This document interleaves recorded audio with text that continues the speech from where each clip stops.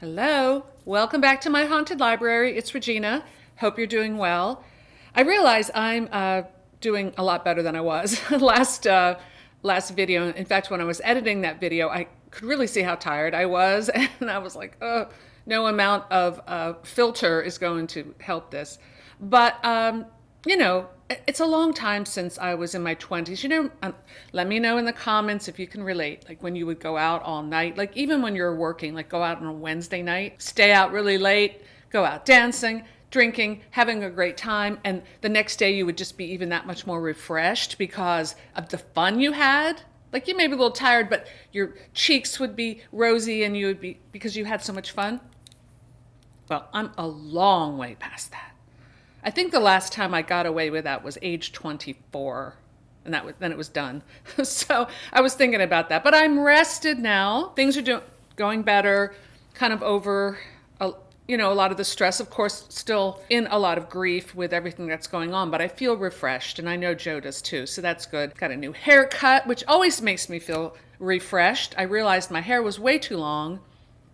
It just doesn't suit me for my hair to get, I don't know why I'm talking about this, but I'm just going to go with it. But it doesn't really suit me when my hair gets too long. So I feel really good to get rid of it. And I bought myself a new dress, which is always something that lifts my spirits. It's kind of like a sexy librarian kind of aesthetic, like if I should have the cat glasses on, but kind of like sexy librarian. It's kind of what I'm working with today. So as you can see, my mojo is back and I'm feeling good. So I'm going to spread a little joy. So today's video is just going to be a little bit of a quick catch up with what's going on.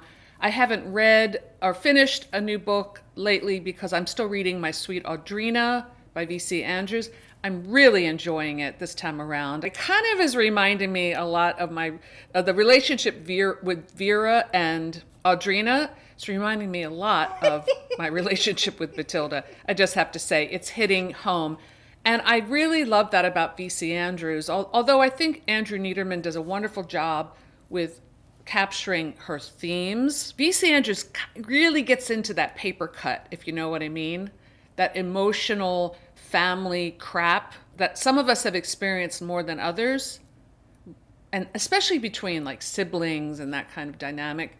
Love it. So I will do a full review when I'm done. I'm taking my time reading it, and I believe there's a Lifetime movie of it, which I'll watch too, and I'm going to read the second one. So I'm looking forward to going back into a little V.C. Andrews, and I'm continuing with the Wildflower series as well. So for those V.C. Andrews fans out there who subscribe to my channel, hopefully you'll be happy that I'm going to be back with that a little bit, and then I'll continue reading them throughout the year. So I do have some reading and writing goals for 2024. And I mentioned this in my last video. I have 3. Read more, write more, and sell more books. So I'm trying to stick to that and always have a book going. Sweet Audrina is kind of going a little slow because I'm really taking my time with it as I'm savoring it like a good meal.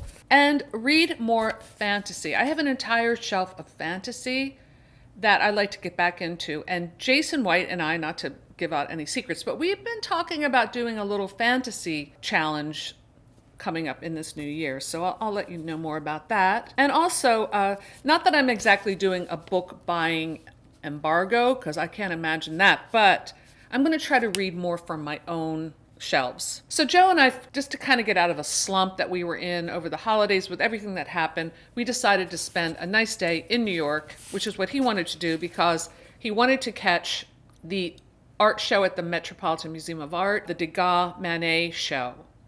It's like those two artists, a retrospective of their work and how they overlap stylistically and how their friendship formed and rivalry formed this dance between the two of them. It was really good, fascinating show and really well put together, which the Met shows always are. And I learned a little trick from a friend of ours. When you go to the Met, if there's a huge line outside, which there was, on each side of the building, going down each block, the same block, but like 2 lines wrapping around, and it was freezing cold outside. We went to visit a friend who works at a mansion nearby. So we stopped by the mansion, which was kind of fun, and we wanted to borrow his membership card. He's an artist, Ken Weaver. He's fabulous, good friend of ours. And he gave us the tip, which I will now share with you. And that is to go through the garage in the back. It's not like sneaking in. There is a guard there. You have to go through a metal detector. But when people park in the garage, they enter through the back. So all you have to do is go through the garage and enter through the back. And that's what we did. And there was no one in line. And with the membership card, we got right to the front of the queue. And it was great. We had a really nice day at the museum.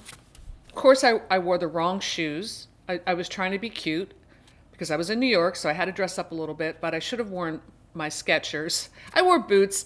It was okay, but I was starting. By the end of the day, my dogs were hurting. And that's another thing when you get older. It's not like when you're 24 and you can wear high-heel pumps all day and go out dancing all night. Those days are gone too. But whatever. We went to, after the museum show, we took the subway out to Park Slope, Brooklyn, which is a great neighborhood if you've never been there. And I lived in New York for 10 years, but I lived in Manhattan. I didn't spend a lot of time in the boroughs, but it's a great neighborhood, incredible, beautiful brownstone houses that I'm sure back in the day you could have picked up for a song, and now they're like worth millions. And we stopped by our friend Alex's bookstore called Troubled Sleep.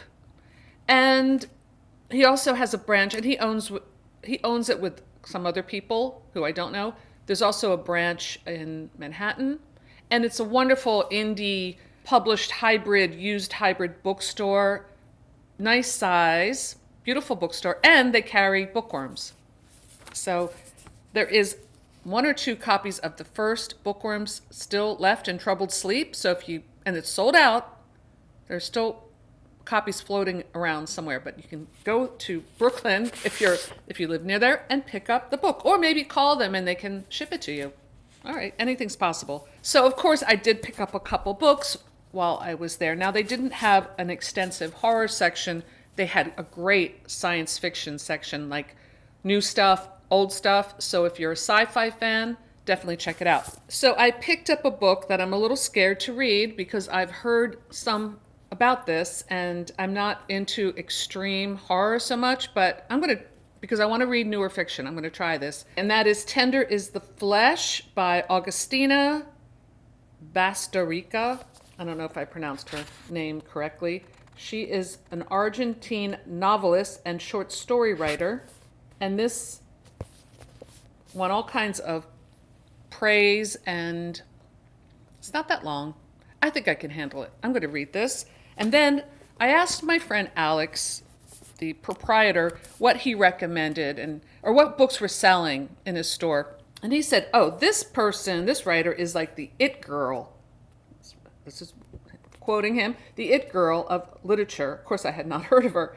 Otessa Moshfegh? Oh my gosh, I'm so sorry. I'm sure I butchered that as well. My Year of Rest and Relaxation. I think she has a newer one than this, but this he recommended. New York Times bestseller. I should really start reading the New York Times book section again. Named Best Book of the Year by the Washington Post, Time, New York Times, Amazon, BuzzFeed, GQ. I've been living under a rock completely. Otessa Moshfegh. I'm probably pronouncing that name horribly wrong.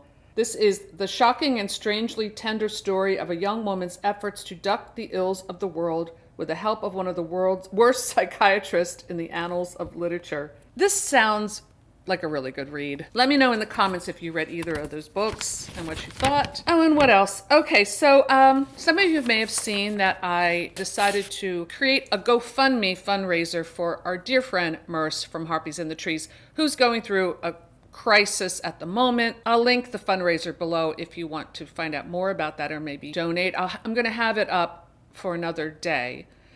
But we reached the goal that I set for helping her out with some financial support because she needs to move out of Germany, where she's lived for many years, and move back to the United States. So the money is for her travel expenses and for her to ship her things and maybe help out a little bit with her getting resettled. I'm really thrilled that we not only met the goal, but actually exceeded it at the time that I am recording this. It's really amazing, but doesn't surprise me that so many people in the HorrorTube community or in the horror community in general are such kind, amazing people, really.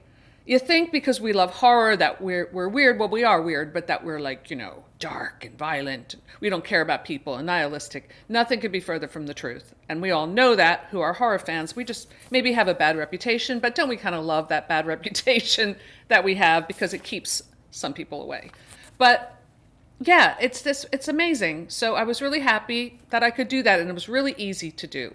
And if it helps give her that support, I'm all for it, and I know the rest of us are too.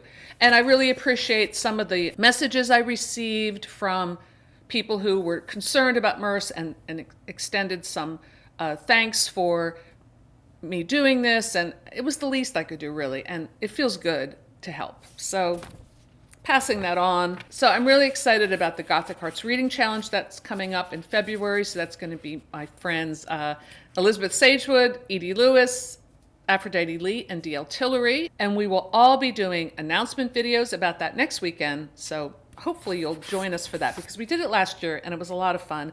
My friend James and I, my co-Bookworms Zine editor, and I have been keeping up with our weekly podcasts. We just recorded one the other day, and this one, it's called our podcast is called Writing Fiction by the Editors of Bookworms. You can find it on any podcast app. James takes care of all that technical part, which I'm really happy he does, because I really don't know how to do any of that. But so in the new podcast, the latest one, we're breaking down all of Heinlein's writing rules, the science fiction writer, and the first one is You Must Write. So that is the first one we're talking about. And it's actually a really interesting conversation in that we kind of break down how simple that is, you must write as a writer, but how difficult it can be to do that rule. And Heinlein always said the rules are very difficult. So he didn't mind sharing those with his competitors, because most writers won't be able to do them, which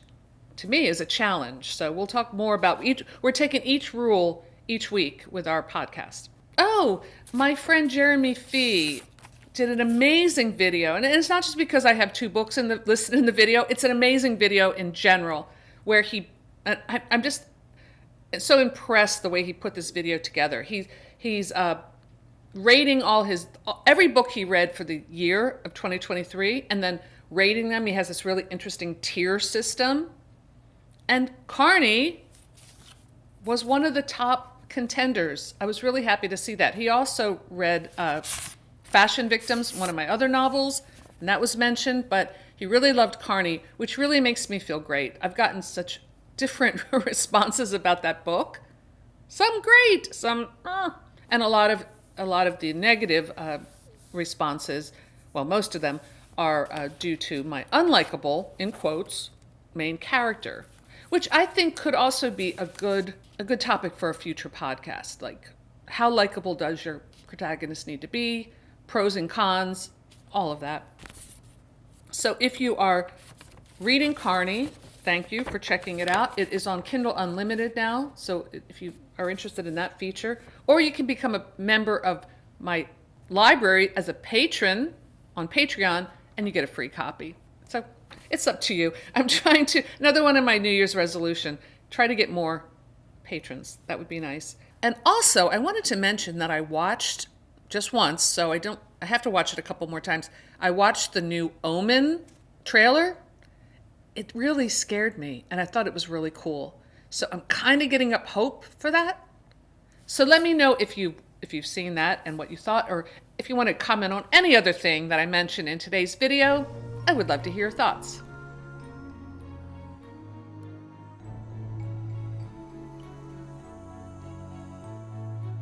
So that's all I have for today. Thanks for stopping by my haunted library, and I'll see you soon. Bye.